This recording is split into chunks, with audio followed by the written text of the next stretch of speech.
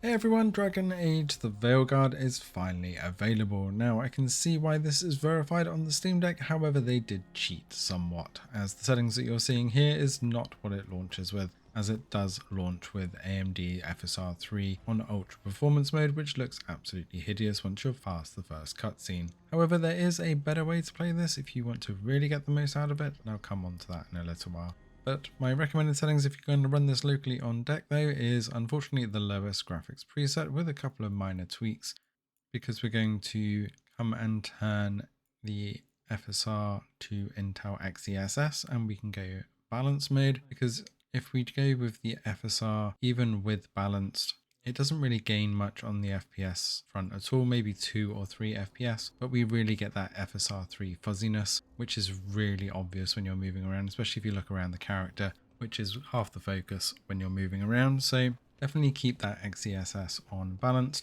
You also want to go and reduce the overall screen resolution to 94%. Now you can squeeze it out down to 90% if you want a couple of extra FPS, if you don't mind a little bit of blurriness, but 94% I found has been a nice sweet spot, with minor dips under the 30 frames per second mark here and there, but more than bearable, and keeping above 30 frames per second most of the time. So if you actually hard cap the deck at 30 frames per second, you're going to have a really good time with this game. It does look and perform very well, although the intro section can be a little bit more demanding than some of the other areas as we're going about, even though there is a lot of foliage and effects going on around here. With combat, it still pushes 30 to 40 frames per second. Now when we go inside in some areas, we're actually pushing up to 50 to 60 frames per second, but we can still level this up. You want to go from what you're seeing here to what you're now seeing here. It is very easily done. A huge thanks to GeForce Now for giving us a key to test this out on the Steam Deck and show off the power of the GeForce Now Ultimate tier. This really does step things up on the Steam Deck. If you have decent internet and a decent network at home as well, then GeForce Now really is the way that you're going to want to experience this. Being able to push a solid 60 frames per second with full ultra ray tracing settings with the DLAA anti-aliasing as well. You can see just how crystal clear it is, and if you look at the trees and the lighting in the background as we're moving around, it really is night and day.